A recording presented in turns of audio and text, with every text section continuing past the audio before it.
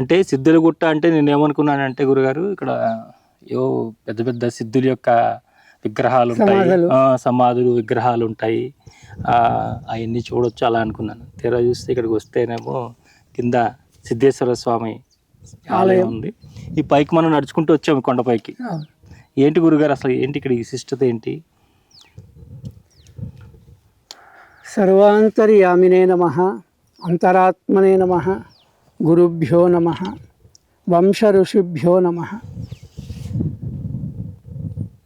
సరే, ప్రస్తుత ప్రపంచంలో అనేక క్షేత్రాలు, అనేక తపోభూములు ఉన్నాయి.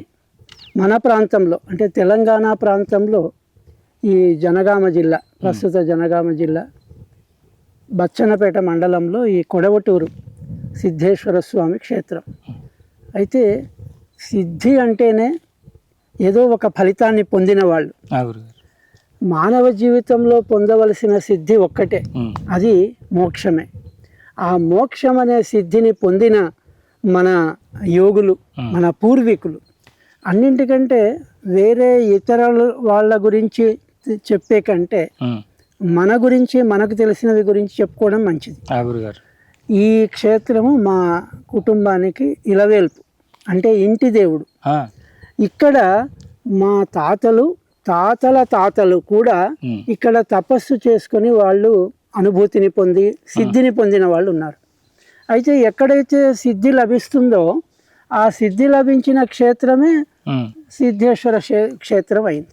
అంటే సిద్ధి లభింపజేయడానికి ఏ దైవం అయితే ఉందో ఆ దైవమే సిద్ధేశ్వరుడుగా ఇక్కడ నెలకొని ఉన్నాడు. ఆ సిద్ధేశ్వరుని పూజించే వాళ్ళు ఇక్కడ అన్ని ఇవి గుహలు, అన్ని రాతి గుహలు ఉండేవి.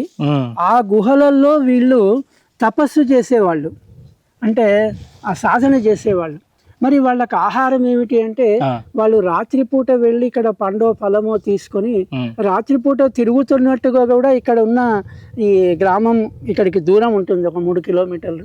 ఆ గ్రామంలో ఉండేవాళ్ళు చెప్పేవాళ్ళు, సిద్ధులు తిరుగుతున్న శబ్దం వచ్చింది ఇక్కడ అని చెప్తుంటారు.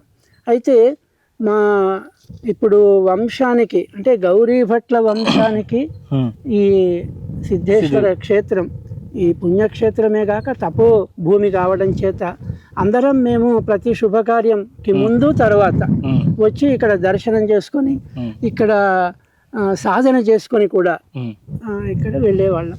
అయితే ఈరోజు ఇక్కడికి రావడం చేత ఒక గొప్ప అనుభూతి ఏమిటంటే తెలియజేయాలన్న తపన కంటే అనుభూతి పొందుతున్న దాన్ని తెలుసుకోవడం.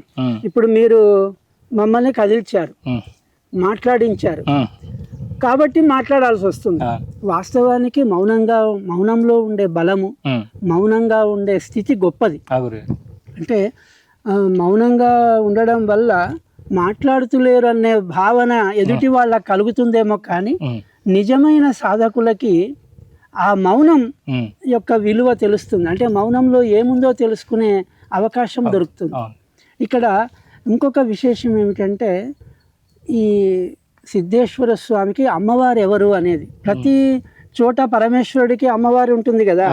భవానీ రామలింగేశ్వరుడని, తర్వాత పార్వతీ పరమేశ్వరుడని, రాజరాజేశ్వరుడని, ఇలాగా అమ్మవారి పేర్లు అయ్యవారి పేర్లు ఉంటాయి. అయితే ఇక్కడ సిద్ధేశ్వర స్వామికి సప్తమాతృకలే అమ్మవారుగా ఉన్నారు. అంటే సప్తమాతృకలు 7 ఉన్నారు. బ్రాహ్మీ మాహేశ్వరి చైవ కౌమారి వైష్ణవి తథా వారాహి చ తథేంద్రాని చాముండా సప్తమాతరహ అని ఈ 7 మాతృకలు సప్తమాతృకలు అని పేరు. ఈ సప్తమాతృకలు ఎలా అంటే ఒకటి తర్వాత ఒకటి అన్నమాట. బ్రాహ్మి అయిన తర్వాత మాహేశ్వరి, మాహేశ్వరి అయిన తర్వాత వైష్ణవి, అందరూ ఒక్కటే, మళ్ళీ ఒక్కటే ఏకమై అనేక మంది రాక్షసులను సంహారం చేసి ఆ అమ్మవారి చరిత్ర అమోఘంగా ఉంటుంది. అంటే వారందరినీ ఇక్కడ ఉన్నటువంటి యోగులు దర్శించుకున్నారు. వీళ్ళ తపస్సుకి ఆ 7 మాతల యొక్క అనుగ్రహం కూడా సంపూర్ణంగా లభించింది. అంతేకాక ఇక్కడ కింద దిగువ భాగాన దత్త మందిరం ఉంది, తర్వాత అనేక ఆశ్రమాలు, తర్వాత ఇక్కడ ఉండడానికి ధర్మశాలలు, తర్వాత ఈ దేవాలయము ప్రస్తుతం ప్రభుత్వం అంటే దేవాదాయ శాఖ వారి పర్యవేక్షణలో జరుగుతుంది.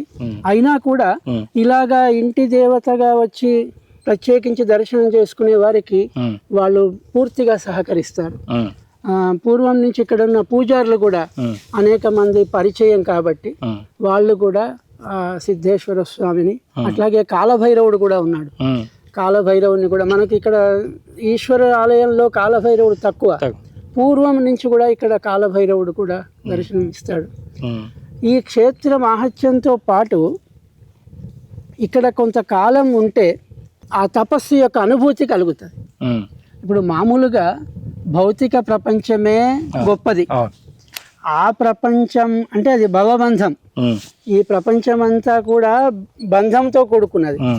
ఇలాంటి బంధాన్ని తొలగించుకోవడానికి ఆధ్యాత్మికం ఏర్పడింది, అంతే కదా.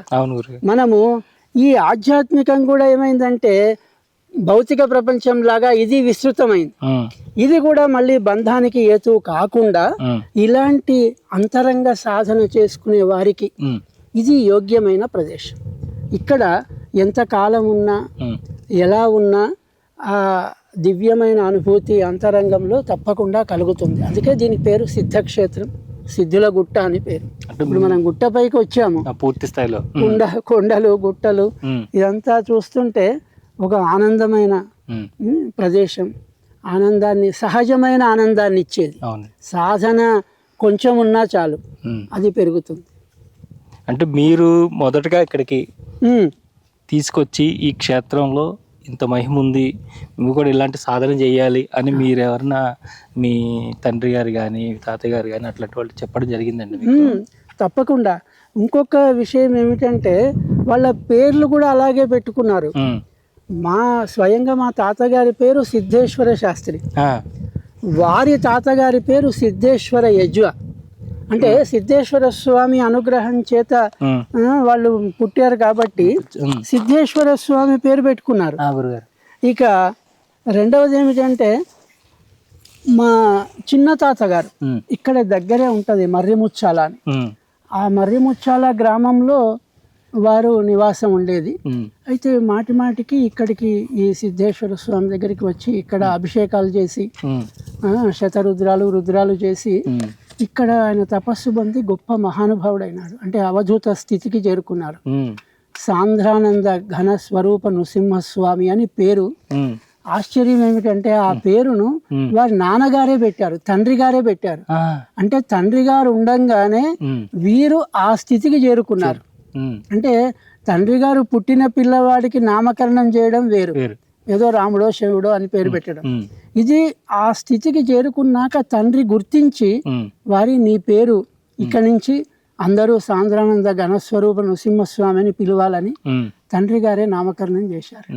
అంటే ఇది మేము మా చిన్నతనంలో ఇదంతా అనుభవించిన విషయం. ఇక మా విషయానికి వస్తే మా చిన్నాయన గారు మా నాన్నగారు మమ్మల్ని చిన్నతనంలోనే ఇక్కడికి తప్పనిసరి రావాల్సిందే. శుభకార్యానికి ముందు రావాలి, శుభకార్యం తర్వాత రావాలి కనుక ఇక్కడికి తీసుకొచ్చేవారు. ఇక్కడ మేము కూడా కూర్చొని అప్పుడు ఎడ్ల బండ్ల మీద రావాలి, ఇప్పుడేమో కారులో వచ్చాం కానీ బండ్ల మీద వచ్చి ఇక్కడ వసతి సరిగ్గా లేకపోతే వంట చేసుకొని అక్కడ భిక్ష తీసుకొని సాధన చేసుకొని వెళ్ళేవాళ్ళు. అయితే ఇక్కడ సరే సహజంగా ఇది అడవి ప్రాంతం కాబట్టి కోతులు ఎక్కువగా ఉంటాయి, వానర వేద, అయినా కూడా అవి కూడా సాత్విక రూపంలో ఉంటాయి. సాధనకు ఉపక్రమించినప్పుడు అవి చాలా సాత్వికంగా సహకరిస్తున్నట్టుగానే